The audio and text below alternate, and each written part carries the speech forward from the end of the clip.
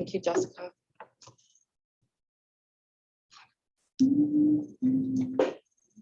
Chair seat's kind of high.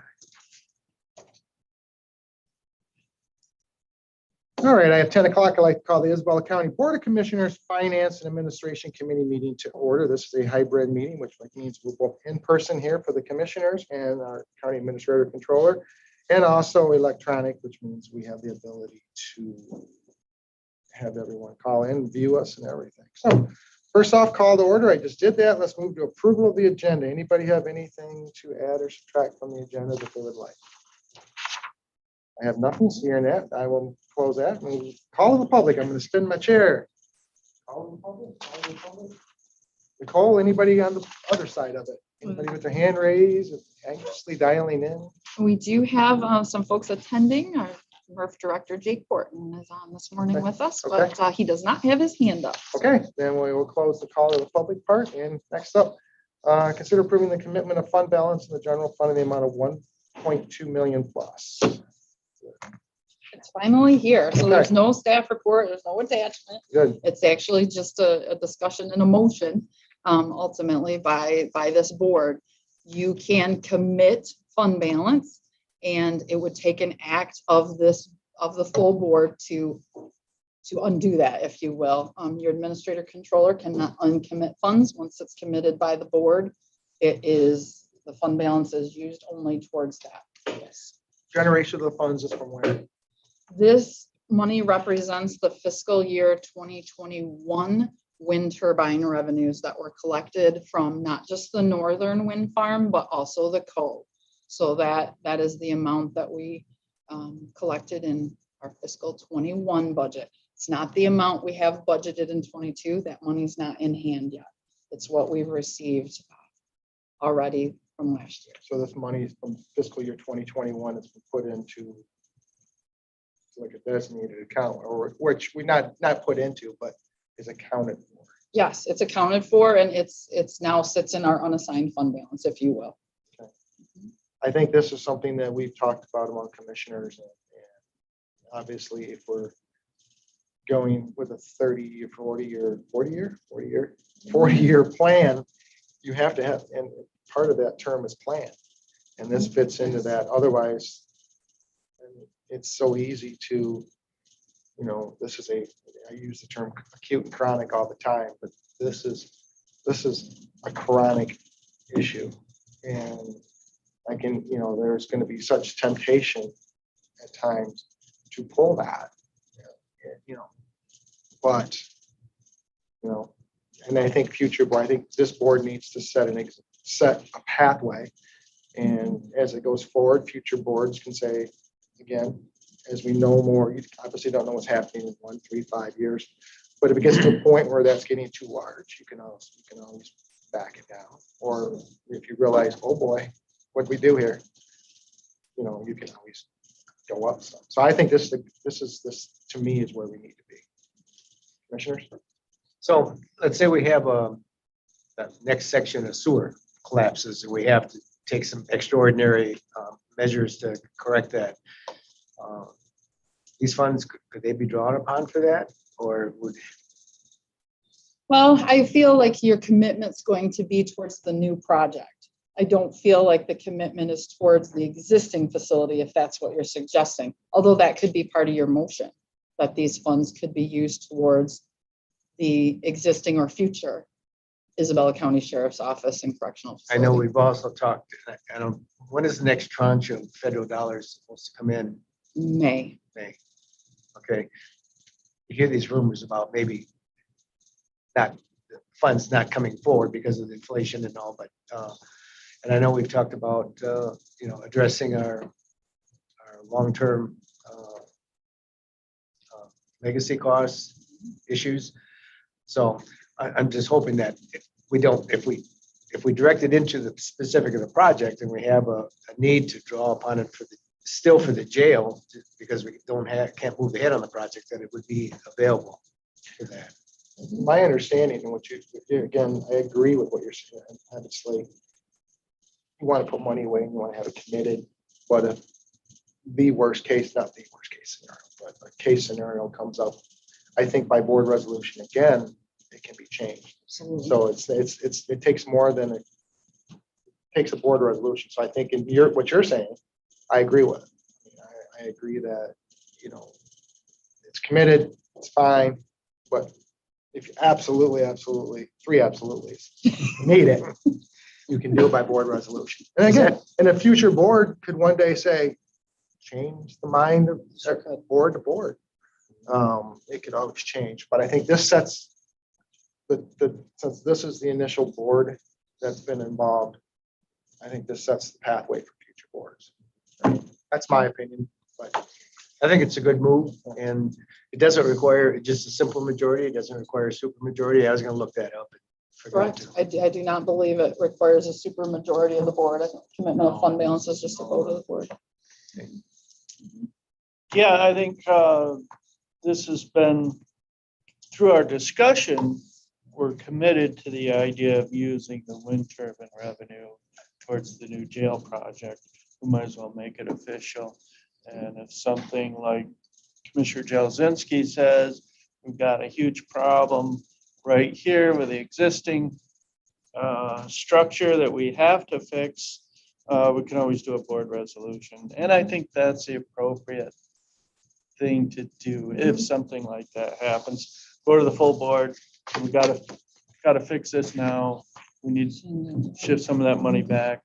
Yeah, I think I'm repeating what these gentlemen have already said, but yeah, I agree. I'll do three absolutes. So There is no absolute. I will move considering approving the commitment of fund balance in the general fund in the amount of $1,214,978. Isabella County Sheriff's Office and Correctional Facility Project. and I will support that. Move that to the. Any further discussion among commissioners? Hearing and seeing none, all in favor say aye. Aye. Opposed, the same. It will move forward to the Board of Commissioners. Next up, fiscal year 2022 second quarter financial report. Excellent. So this is for 6 months ending March 31st. So we should be at essentially 50% is the magic number, right? That top line on the front page is our tax revenue, and this is the, you know, still the part of the year where it's very scary when we should be at 50% and we're at 5%. What, like we had said we would do though, we took, if you look down just under the total revenues, there's total revenues excluding property taxes. Remember last time we had said that percentage always looks so scary. What happens if we take taxes out of the conversation and look at the rest of the revenue? Where are we at there in terms of 6 months in the year? And you can see if you take tax revenues out of it, we're at 31% collected for the year. Do you think that could be, sorry to interrupt. No, you're fine. Do you think that could be from, again, taking that 31.22, extrapolating it maybe higher? Is that from because maybe Parks and Recs, you haven't seen the initial, like the next 2 quarters, more money coming in from them to get more of your finances or your, I say expenses, revenues coming in? No, actually, we'll talk about Parks and Rec in a little bit because they're actually doing phenomenally. What this is, yep, just general fund, and why these revenues might be lagging that aren't taxes. In the current budget, we've budgeted just over 2.7 million of ARPA funds to use as revenue in the current budget, and we have not had to do that so far in the year. Okay. So, and that's out of, you know, that just over $6 million of federal and state budgeted revenues. 2.7 million, obviously almost half of that. So that's a big chunk of that other revenue. We're looking at about just over 10.5 million of revenue that's not property taxes. So to have almost 3 of that being ARPA funds that we haven't recognized yet, we haven't needed that yet. I think that's really part of what's driving that percentage. And then always our state revenues are lagging, right? We'll talk in a little bit about the state convention facilities tax. We've got none of that yet. We're halfway through our year and so are they. We've got none of that yet. But that's traditional, right? The state usually lags in that. And last year, May was the first payment we got. So we're kind of right on track there. You'll see it still says the 2022 amended budget use of fund balance of just over 310,000 for the year. Remember in our quarterly budget amendment that we brought to you in April, the board approved in April, that had about $100,000 to the good. So in this next quarterly report, you see that use of fund balance will actually decrease. We're just getting in the process with these timely budget amendments.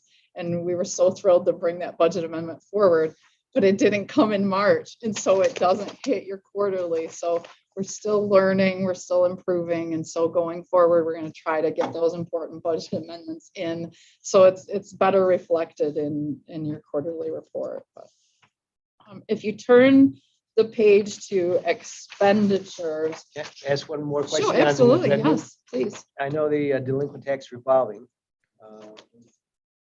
authorized 800,000 for the budget.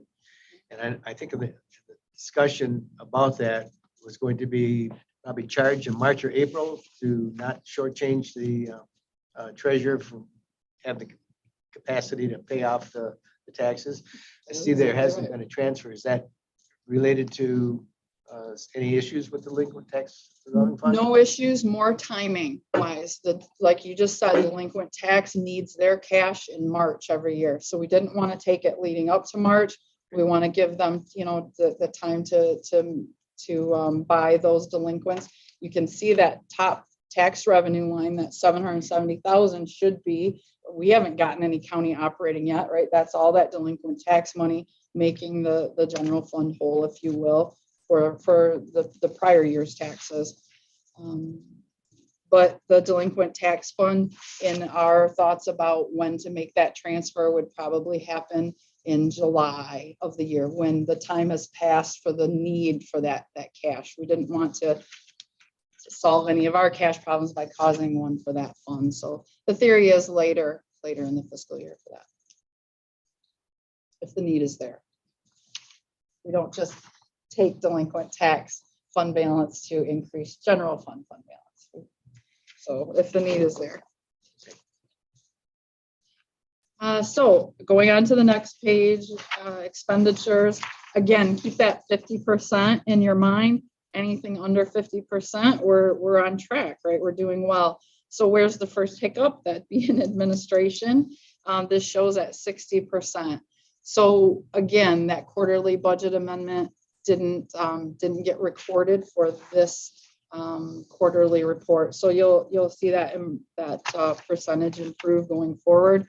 But one of the reasons why administration is over the 50% mark at this point is the county's liability and property insurance payment comes out of the admin budget.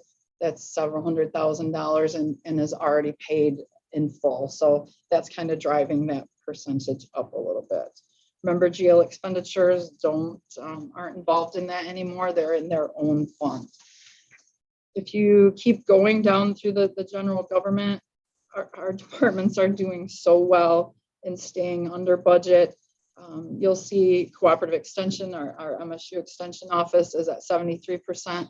That's because we pay that. There's a quarterly invoice from MSU and we pay that ahead of time. So we've already paid for 3/4 of the year. 73% is actually doing well. When you go down to public safety, thrilled to see sheriff staying under budget, as is road patrol. Marine safety always at 0 this time of year because not a lot of activity over the winter on those boats, I guess. Corrections is just barely over 50%, as is animal control. But again, if you remember, in that quarterly budget amendment we brought forward in April, there were some monies built into corrections. There were monies built into animal control. And so you'll see those percentages come more in line. Community development, right on track. Drains at large is at 105% because we didn't budget enough. But again, in that budget amendment that was approved in April, we did cover that $20,000 deficit. And so our percentage is, will be at probably 99%, but again, covered by that last budget amendment. Any reason why emergency management's only at 20%? Is there big expenditures yet for the year that haven't come out, or? Not necessarily. It's the way that we budget. So Director Griffiths is I shouldn't say part, is partly our emergency management director and partly our central dispatch 911 director. And when we budget, at budget time, we don't know where his hours necessarily are going to fall. And so I feel like at budget time, we have that emergency management department built up in case his wages are needed in that. But traditionally, his wages really fall 75%, I would say, central dispatch, 25% emergency management. But the day we need him to be 75% emergency management, we need the wage to be there. No surprises coming up or major capital improvements or anything like that in there. Just that functional budgeting. So that second page of expenditures, health and welfare, right at the top, you see that substance abuse line where we have spent 0, and that correlates back to that convention and facilities tax. Remember, when we receive that revenue from the state, automatically 50% of that goes to substance abuse. And so since we haven't received any of that payment yet, those revenues from the state, we haven't been able to send any appropriation to substance abuse, any portion of that. Again, May was the first month in 21 that we got that. So we expect to see some of that revenue come in and go out next month. Is that the PA 52 revenue? Mid-State Health Network. PA 2, I believe. Not, I think PA 2, yes, mid-state. But you'll see that at 100% by year end, it just kind of lags. Medical examiner is, the costs aren't going down. We're just not current, I don't think, on the billings. They're just not up to date. We've talked about this before. Veterans Affairs percentage is a little high because of that County Veteran Service Fund grant he receives each year. About doubles his department budget, and it's basically all spent for the year. Contingency, we've used nothing at this point, and transfers out are all at 50%, except of course MIDC, which we transfer that 100% at the beginning of the year. Any questions about the general fund, the revenues or expenditures? Okay, we'll move on to that last page, are the some of our major funds. I told you we'd talk about Parks and Rec revenue. They're almost at 85% for the year, which is, it might be a head scratcher because their season hasn't really started yet. What's going on there? Remember, Parks and Rec and Commission on Aging have their tax levy in the winter. So they've already received their tax revenues for the year, whereas the county levies it in July. So we haven't started to receive ours yet. So you'll see Parks and Rec and Commission on Aging doing really well there with revenues. Conversely, Friend of the Court and Child Care Fund, we do wait on some reimbursements from the state for the CRP program, and those revenues just sort of lag. The good news is, if you look down below, Friend of the Court and Child Care expenses are well under budget, and so it's not concerning that the revenues are not as solid. Central Dispatch, low revenues at 26%. That's because, kind of like our taxes lag, their surcharges lag. And so the surcharges we received in the beginning of the year basically are due to last year. So we push those back. Looks like they have less revenue. So inspections are right on track. Recycling doing very well because of commodity prices. You look at expenditures, again, I just can't say enough about departments keeping within budget. They do a fantastic job. I believe the only reason Central Dispatch is over is because of some major equipment maintenance on the sirens that occurs in the beginning of the fiscal. So that just drives that percentage up. Doing very well on budget. Are there any questions about any of that? I just like to look at this last page on the funding. It's just interesting to compare the revenue versus the expenditures, and just kind of gauge. You mentioned Parks and Recs, and the revenue is 966, and the expenditures are at 380. So you're flush 600 grand. Where just the commission on aging, another example, 2 million in revenue and 1.3 in expenses. Childcare fund is higher. Central dispatch, well, that's your counterbalance to that.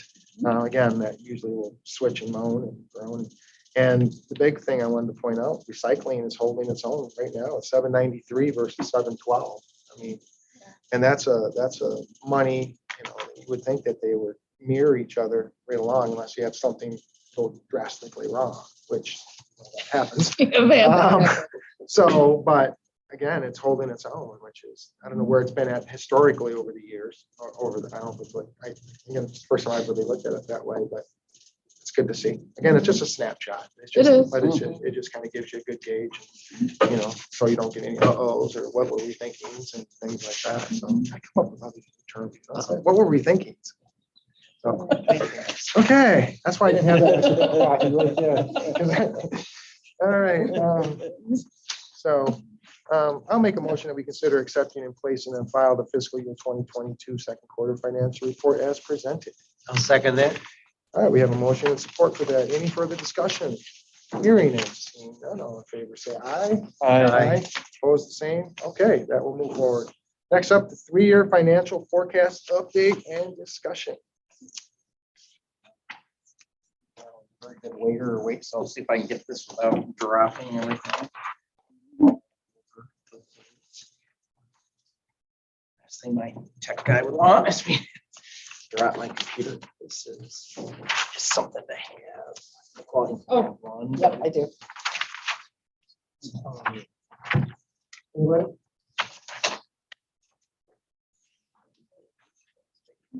Okay. So, I'm sorry, I don't got enough. Okay.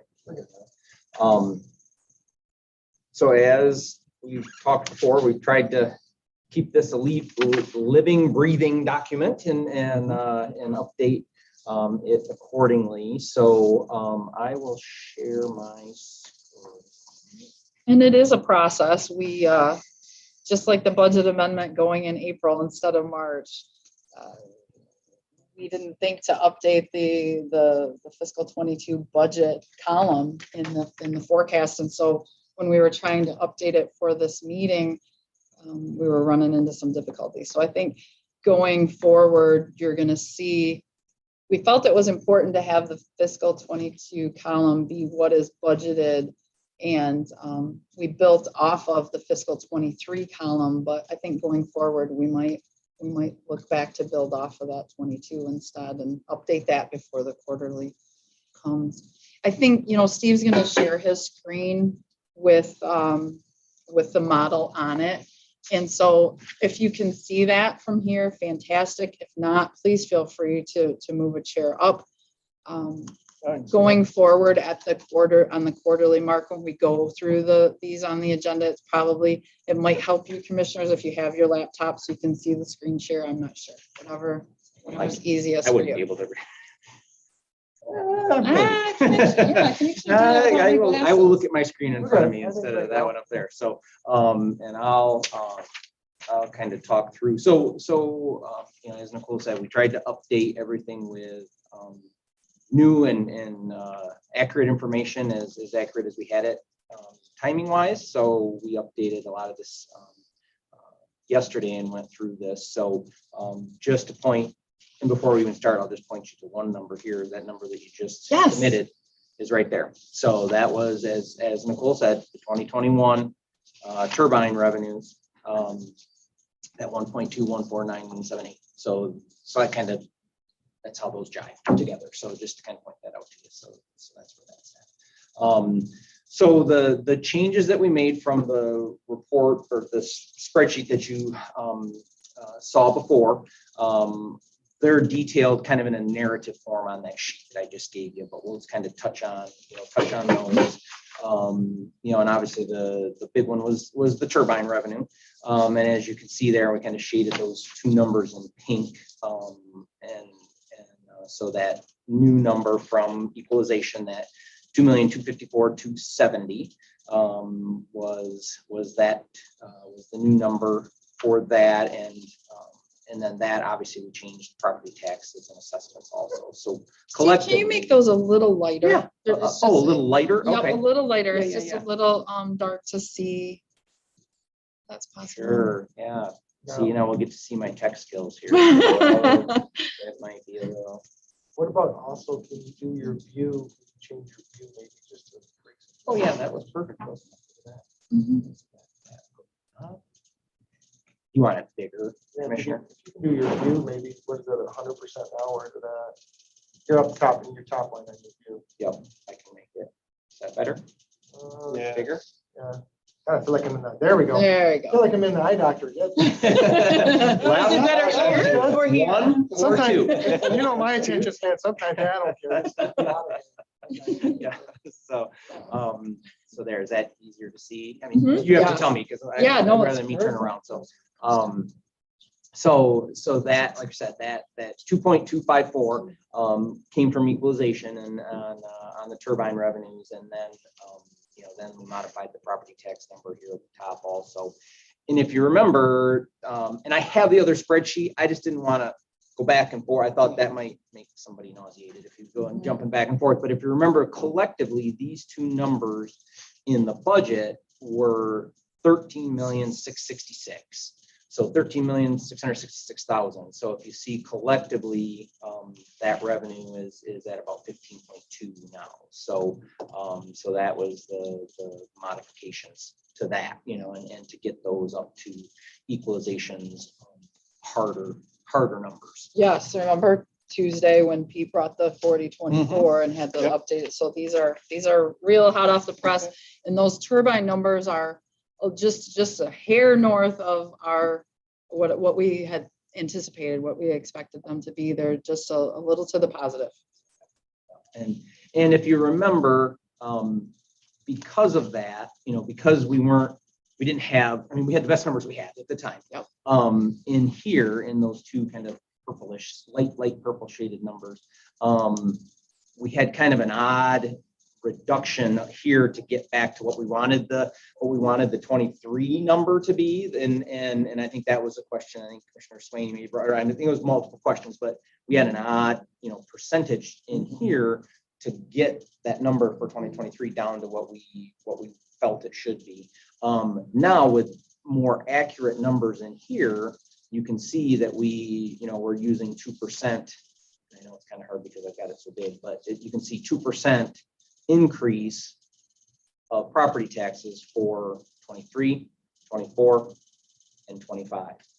And we feel like that's conservative. Is if you look here, this one more column back, the 5-year average is 2.99. So we felt very comfortable with the 2% in here, and because actual over these 5 years was 2.99. So I think that kind of validated. And one thing I do want to mention that amount that's almost 13 million there, really in Pete's numbers, he said based on taxable value, our total county operating would be just over 15.75. Okay, but if we take out 2.2 being turbines, that leaves us with 13.5. So why do we have just 13 million in there? Is because we have those captures, right? The DDA captures, the TIFA captures. It amounts to almost $500,000 every year. So in case you go back to Pete's 4024, I want you to understand what happened between that and this spreadsheet. We can't account for those captures. They never come to our coffers. So that's kind of the first 3 item bullets on the sheet I just handed out to you is those changes that we made. And then obviously what those do is those project out the property taxes and the turbine revenues, and then as we're aware, 23, 24, 25, those numbers go for turbines go down, based on the percentages. I think it's I know this 23 is 80%. I think it is 75 and then 70. So that goes down each of those years. So those are those 3. The next one is we changed or we modified the intergovernmental revenues here. And as if you remember, you can see in 2022, a little over $6 million was reflected. And then again, we have this kind of funky decrease here because of recognition of ARPA in 2022. 2.7 million. Okay. Huge. Yep. Yeah. And then so then we get back to kind of normalcy, or whatever, get a little more normal in 2023 at 3.8 million. But that number on the previous one was about 3.7 million. So the change again there is point number 4 on your list. Basically 2023 change, we took into consideration a net approximate $100,000 increase due to various revenues, state revenue sharing, SRS, so state revenue sharing increase. Once you've got some better numbers, it sounds like we've got some better numbers for that. Taking into consideration local community stabilization authority dollars, and then factoring in an amount for the cannabis and licenses. Is that the right term? Yeah, the recreational license. And so the funding that came in for that, and I think the current year's amount was a little bit more than that for cannabis, if I recall correctly. But I know there's all kinds of, again, discussions on different, what's it going to be going forward and so forth. We felt again to be conservative rather than bank on, literally bank on, substantially more. And if it comes in more, well, then we can obviously modify it again. And I think Melissa, correct me if I'm wrong, but the increase in state revenue sharing is like is a 6-figure number, 100,000 or more. The revenues we're getting in currently from the recreational marijuana is 112,000. The revenues from that local community stabilization authority in this year were about 38,000. So we're taking all of that news and saying conservatively, let's increase revenues by 100,000. Now it's just clicking with me that LCSA, the local community stabilization authority revenue, probably shouldn't go in this. It should go up in taxes. No, it is LCS. It is intergovernmental because it comes from the state. Okay. Yeah, Treasury initially Okay. called it Great. property taxes, but they categorized it Okay, wrong. great. So yeah, So we're in the right Yep. we're in the right column then. Yep. Too. Okay, good. Yep. So those were the changes or the increases that we did there to get this to the 3,869,000. And then from there we made some modifications to utilization of general fund balance. The total is the same. So line 12, we had this usage of fund balance, 0 in 23, but then in 24 and 25, collectively that number was 1,970,000. So for timing purposes, I think we changed it 50,000. We decreased the usage in 24 and we increased the usage in 25. So collectively over the period, it's the same number total, but we moved it just to basically make the equation work. And so we don't have any modifications in total to those numbers, still the same usage of fund balance in total. So we thought that was positive. And then utilization of delinquent tax transfers. We modified the first year to be 250,000 and then 500 and then 600. I think we had 500, 500, 500. If you remember from the original spreadsheet, and again, kind of to reiterate what Nicole said earlier is utilization of that wasn't needed in those other years, so we wouldn't utilize it if we didn't need it, and so that modification was made, again, as an estimate, depending on, I know you guys have talked about various different things, and I know we need to go, so I don't want to. I apologize. No. I really wanted to stay for this because, I have high interest in it, but I need to go. Yes. It is being recorded. Yes. Yep. Well, Yep. take So, it. Thank you. Thank you. And so, so that, like I said, those were the revenue changes. And again, depending on how things shake out, things change. Obviously, living, breathing document, we can modify any numbers accordingly to work through the equations and so forth. So that was revenue. The expenditures, commissioners were had Disheartened. yes, different conversations that we had related to the expenditure side of things. And so we went into it, if you remember correctly, these percentages that we utilize at the top of the expenditure spreadsheet were 1, 1, and 1 each of those 3 years. And I know that was a concern that you all had. And so we made some modifications to those. We took and I know like I said, a lot of discussions on that of people leaving and people coming in at different rates and different things. And so, but to factor in something, different than the 1%, we made this modification, to 2.5 across those 3 years for the salaries. Again, remember, salaries and benefits, not just salaries, but salaries and benefits. So that's the key to keep in mind is that 2.5 across the board to see how the spreadsheet worked and see if it could absorb those type of modifications. And then operations, obviously salaries and benefits substantially more proportionately than operations and everything, but we felt a increase there was necessary. So we jumped those from 1 to 1.5. So you'll see those flowing through the calculation. And then for 2 other modifications that we made for 23, 4, and 5 was, I know there was discussion on capital outlay and what was built into there initially. Was it enough and so forth? So we kind of collectively discussed what could there be, what else could happen and with increasing costs and everything. I know there's projects on the list. And everything that we're seeing is costs are substantially more than what to do anything and purchase anything. So we built in that $350,000 for 2023, not specifically for project A or project X, whatever it was. Just to recognize. But just to recognize it, and as you can see, I mean, we built it in under Board of Commissioners just to have it in there as a I don't want to say placeholder, but as a logical potential need for capital outlay.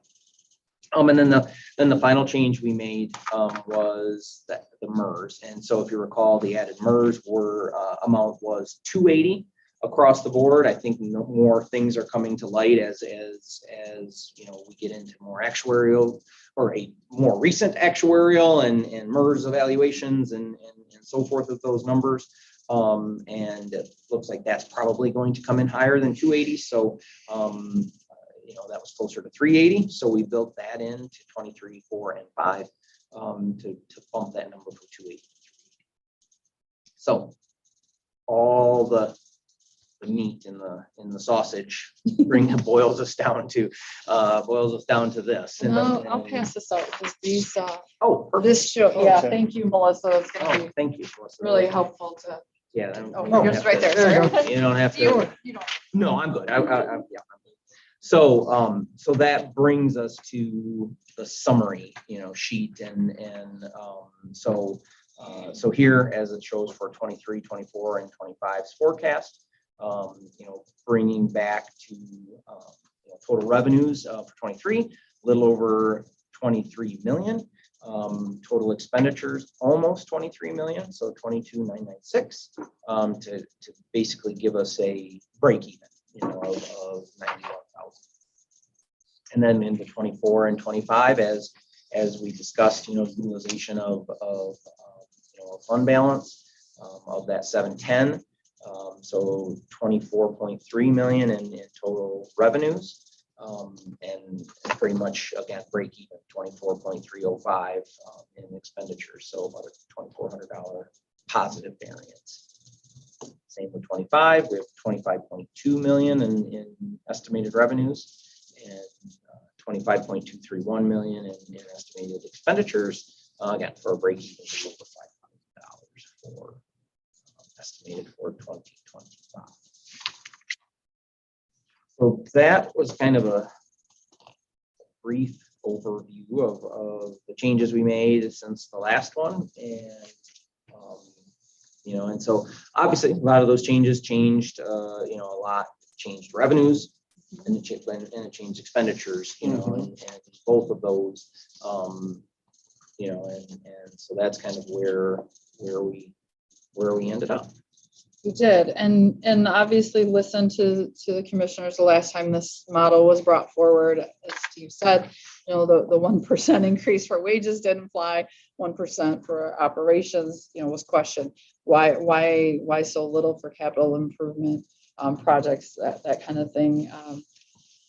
We really looked at that, obviously built in the solid numbers we have for taxes being real property or turbines. And not, of course, not being as aggressive if we're able with delinquent tax transfers. So in these 3 years, it looks like, okay, a lot of good news with turbines, with real property taxes, with some of the state revenues. This is all good. When you build in those increases, okay, 3 years were good. So what does it look like going out? And I don't want this, you know, this isn't Steve's spreadsheet. This was something one of our accountants put together, that you can see once we get out past these 3 years, it doesn't take long to get in a deficit again. And yeah, you can stop sharing. Thanks, Steve. They've got that information right in front of them. So, you know, we're scratching our heads, but if you know, what is driving this? Why is it going negative so quick? And if you look at that salaries and benefits line over that 10 years I just handed you, it's rapid Keeps growth. growing, yeah. It's rapid Yeah. growth, right? And our taxes are not rapid growth. And what's happening with one of our major source of taxes, that it's declining, right? We know that is happening with the turbine revenues. So super important. We'll continue to use this 3-year forecast, but we're always going to throw it in this 10-year model to say, okay, this is what's happening now, but what's happening next? So I feel like I'm always bringing bad news to follow the good here, but it's important for me to show you guys the whole picture. Well, it's not a big surprise when you go from modeling 1% to 2.5%. That's going to grow. I mean, wages and benefits are our biggest expenditure. So that, to me, that doesn't surprise me. I guess I'd rather model realistically, and if our actual experience is a little better than that, then we're in good shape, rather than model what I thought was unrealistically, Yes. and then have our actual experience a little more than that. I think also too, it gives you, look at this and, oh, okay. But you look at this, and you go, oh, okay. So what can you use this for? Okay. My first thought is, you know, where your big hits are going to be in salary and benefits. So do you wait till 26, 27, 28, or do you start going forward, and everything you do, not everything, but you start adjusting your business model to address that expense? Because your revenues, that's great if we get more revenue, but we got a 41, well, I shouldn't say that, we got a large debt. Okay, so any revenues that come in probably has to go to that. So to address this issue, I mean, that's you know, attrition, not replacing, more cost sharing. Those are things that, while we've looked at that as the third rail, you know, it may be a situation where you have something like this factored in to the expenses. But then again, if you start cost sharing, you're going to go from 2.5 down some. So then you got, again, that's where you guys come in and try to sit there and figure out where's the comfort zone to not have this bottom line number, because that's not acceptable. You're in the hole, and, Right. And you get to, I don't know where your comfort zone is, but my comfort zone would end around 2028, and you know, hopefully I'll be holding the third or fourth grandchild by then. But, you know, that's so that would be how I would look at this. I mean, it's all tools. Everything we do here is forecasting and tools, and estimates and guesstimates. But that's how I would see the planning is, this is where it's gonna go up. How do you stop it, or how do you level it, or how do you do this? I mean, every little change, you gotta be alert to. There's gonna be changes in medical. That's tough. It is. And how you control wages and benefits, I don't know, because what's the market going to be like? 5 years ago, did we think there would be such a type of market that there is now? I mean, it's very competitive. And not only is it competitive, but getting people even in. I don't know. So, Yeah, that might solve itself if we can't get people to I mean, fill the seats, who would think 5 years ago you're having, with all the benefits of internet and all the Zooming and everything? What's it going to be 5 years from now? Can we do certain things? But I would start focusing on reducing the expenditures, addressing that. Maybe not reducing it, but at least addressing it. Yes. And I think we've learned too, going back to these models and looking at them, we realize in the 3-year forecast now, we need to separate that salaries and benefits, right? So we can put some realistic accelerators on each piece of that. Because maybe wages go up 2.5, but did healthcare, right? It did retirement. So I think we'll have a more valuable model as we go through this too, because we'll start to make improvements like that. It'll just be more meaningful. We're not in 2028 sitting here having to dig out of this, right? We're well in Exactly. advance, knowing what's Yes. coming and using our tools to get there. That to me is the whole purpose of this. So we are forecasting 2028 Yes. now. Hope anything else to add to this? Nope. Nicole, please. I have Sure. nothing to this. So, okay. Thank you for that discussion. Next up, Thank you, Steve. thank you, Steve. The 2022 annual disclosure document discussion. Yes, so I will take this one, and what I would like to do is I'll share it on my screen so that the folks watching can see the document too as I go through it. So the county's annual disclosure is something that the county has to do every year leading up to, it's due March 30 every year. And we have to wait until our audit is final before a lot of the information can be transferred over. So it's a very aggressive couple weeks in March of trying to collect all of this information. But every year we put this document together. It's 5 pages of amazing financial information about the county. And we have to disclose any material events that have occurred in the county that might change our financial position. You'll see in here at the end where we talk about our plans to bond for the Isabella County Sheriff's Office and Correctional Facility Project. So I don't know that the commissioners were ever aware of this document.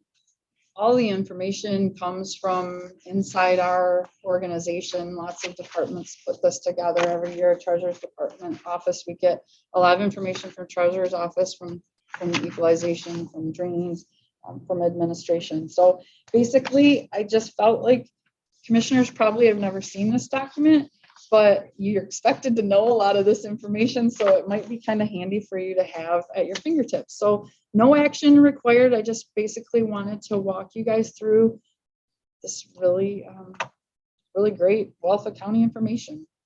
So the whole purpose of the annual disclosure is arising out of our requirements and covenants of future bond issuances, right? When we issue a bond, they say every year, county, you have to put this information out there. So one of the things that's most helpful to me, you see some bond information at the top, but this property valuation section goes quite a history of what the county's SEV has been, and percentage change, what our taxable value is, and percentage change over those years. Remember those bad years back there after 2008 and what property values were doing? And now you can see, 10 years later, the influx of taxable value and SEV that those wind turbines have given us, really. Population estimates are on here. These are census numbers. And if you hadn't heard the news in 2020, we did go down to just under 65,000 here in Isabella County. It also talks about per capita, taxable value, SEV, and true cash value, which you can see those numbers there are current. An analysis of our taxable value by class, I find this really interesting, especially as you look over time to what our personal property is doing versus our real property, right? And that's those wind turbines. They are personal property. So you'll see a percentage of personal property increase over time. And then now after, we'll see it increase in 2022. And then of course, we'll see that personal property decrease as those taxable values. Oh, no, the taxable value will stay, but the taxable value will go down. Taxable value will go down. Yep. So the actual taxable value will go down. So there's these uses, property class, or by use of property, ag, commercial, industrial, residential, and personal. This is interesting too. Over time, it looks like, you know, our ag land is going down. It looks like our commercial is going down. What's going on? But really, again, it's the turbines. Those values are so great that personal property class is increasing in percentage. So it's just driving the percentages of everything else down. Same kind of thing as SEV, right? Same story as taxable value. Those percentages are just getting rearranged based on the taxable value of the wind turbines. The next page, really helpful, talks about our top 10 taxpayers in Isabella County. If you would have seen these over time, you would see a lot of those apartment complexes were traditionally make up our top 10 taxpayers. You'll see that Isabella Wind, Consumers, and DTE rise to the top now. DTE and Consumers, because of their utility, have always been, you know, top taxpayers. But it's really interesting when you start to look at taxable value of those. Over on the right, utility and wind farm, the taxable value of those two top taxpayers, you know, you could add up the rest of the top 10 combined and you wouldn't get near that. It's very impactful. Tax rates, this is really helpful to know a little bit of history, 5 year history, 6 year of a county operating, what the ICTC millage is, what the medical care facilities, DOA, Parks and Rec, and where our total levies are at. The tax rate limitation talks about, you know, we wonder if there's a heavily rollback is our levy at its maximum allowable. You'll see the only one not levying to its full potential would be ICTC. They're currently at 0.8620 and they can go up to 9929. Remember last year, medical care facility requested to go up to 1 and we had to put the brakes on and say, oh, you're only authorized to go up to this 9795. And so that's where they're currently at. Just a wealth of information here, I feel like. County revenue sharing, that just shows the last 5 years of payments there. It notes that little blip in 2020 where the state said, hey, we're not going to send you revenue sharing. Instead, we're going to use CARES Act dollars. So it just kind of, you know, talks about that anomaly and what caused that. This tax levies and collections talks about the county operating tax levy for each year, what we bring in, and then what the treasurer collects, and what would be essentially delinquent or not delinquent, I should say, as of March 1st the following year. So you can see traditionally we're less than, the treasurer is usually purchasing less than 4% as delinquent. Labor force, this document talks about the employment groups we have, all the different unions, all the different bargaining units we have, how many employees are in those units, how many elected officials and chief deputies we have, judges, administrator, controller, when all of those contracts expire, if there is one. And you can see unrepresented employees outnumber the represented by just about 20 employees is all. Pension fund, the next page shows what we send to our pension fund. Now, this is not retirement as a whole. This is just our defined benefit pension payments to MERS. This does not include the defined contribution %. And then this next piece, a lot of it, they take this pension information right from our audit, and you can see, basically what's happening there. It should be very familiar, our percentage over time, what is happening, the percentage, and then very interesting too, it does present it as the net pension liability as a percentage of covered payroll. And currently at 353% of covered payroll, which is, that's our pension liability.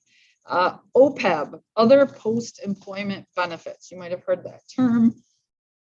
Thankfully, Isabella County essentially almost has none. We don't offer retiree health care. The only thing that the county does offer is the COAM Command Officers Unit has $1,000 annually to any command officer retiring out of the current contract. About a whole $1,000 a year towards their health care. So it's the only OPEB that Isabella County has. The debt statement, these, we talk about, we paid off the trial court and correctional facility bond last fiscal, maybe the fiscal before even. So we think that, oh, there's no county debt, but there actually is.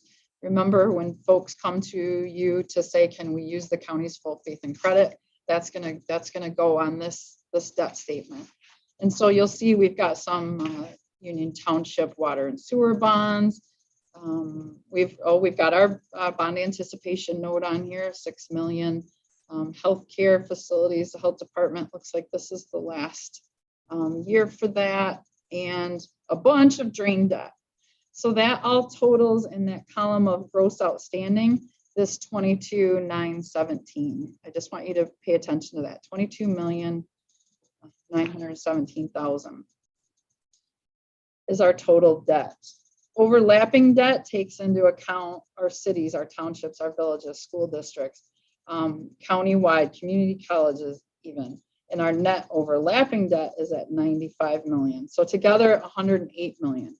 And remember, in the past, we've talked to our financial advisors about what's our limits of borrowing.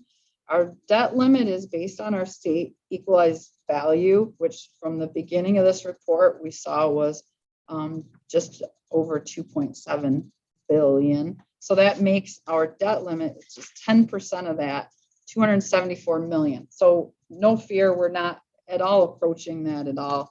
And where are we at? It's that 22,917 million number that we saw from above.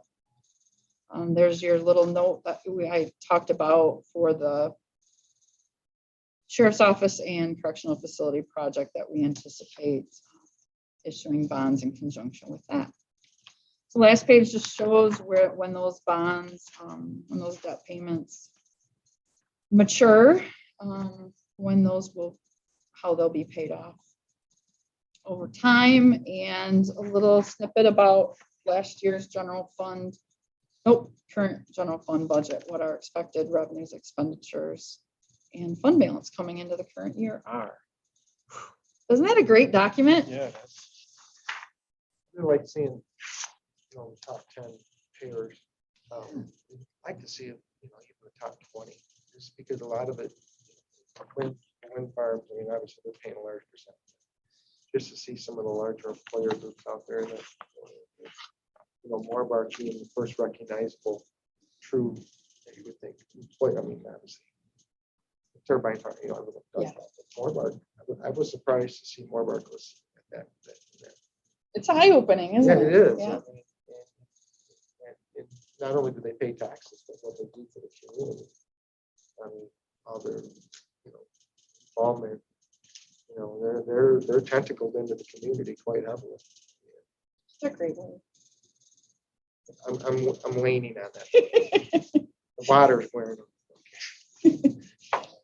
I don't know that, I think just seeing stuff like that, I think you get a real appreciation of the involvement of some entities in our communities. I'm sure equalization would be happy to provide a Thank you. top I would like- 20 tax. I'd like to see that. No problem. Chairman Hope, you have anything? No, but you mentioned Moorbark, and you see that on the equalization reports when it's broken down by township. And what township is that? Fremont. When you see Fremont Township with a huge amount of industrial Yeah, and you go, oh, tax. Oh, yeah, Moorbark.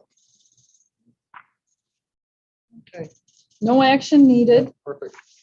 Is this something you want taken to the Absolutely. full board? Oh, You Yeah. anticipated my question. hey. I don't I don't see why know if we have not. to have this more. Yeah. I You know, didn't know she was gonna say full board. I don't know if we We want need- to see it. Yeah, I don't know if we need to have a discussion. I think just forward the information on to the board Okay. members. And, you know, Perfect. I would think that certainly, I think anything that we do is have a discussion and it doesn't go forward. I want to have input. I think, And then I presume you'd like to see this annually going forward. Yeah, absolutely. there we go. You need to react on it. I just, no, that's okay. I didn't know you were gonna say full board. I was already jumping ahead of you rather than listening. Jumping ahead. All right, I knew that. invoice list discussion. Tobin, anything you see in there? No, a couple tax tribunal settlements.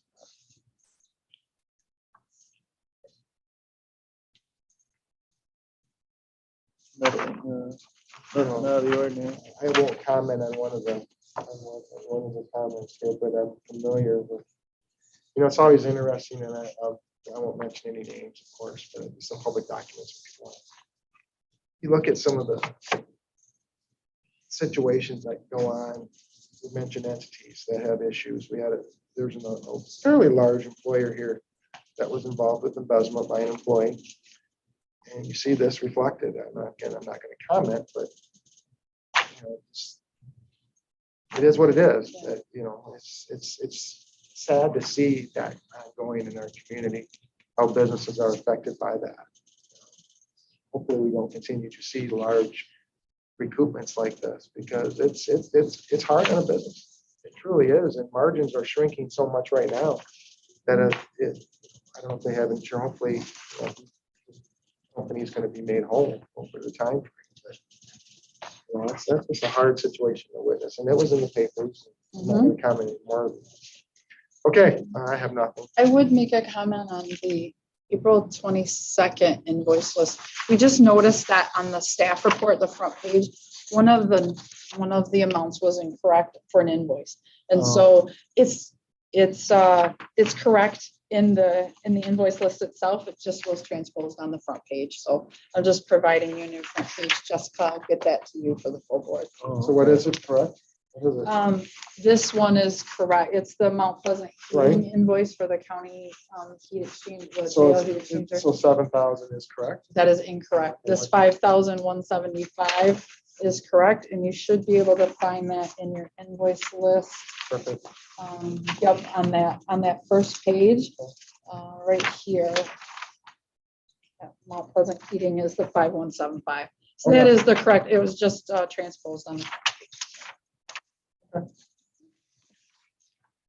Oh, heating and cooling expenses. Personal stuff going on with that. Nice. Anyway, okay. I have nothing to add, Tobin. Just a question, this forecast, is this something we're gonna present at the work session?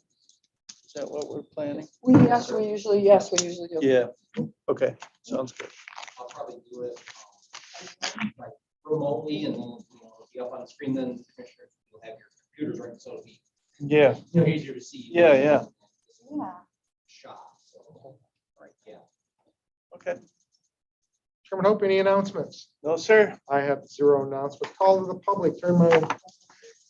Anything, nothing from the public, anything from the public? There is no public at this time, Mr. Chairman. Okay, so at 11:04, I call the chair. We are adjourned. All right, I'm gonna rock and roll. 4 minutes time schedule. Luckily, my day is gone. I'm actually ahead of schedule. So there you go. I'm there now. Yes.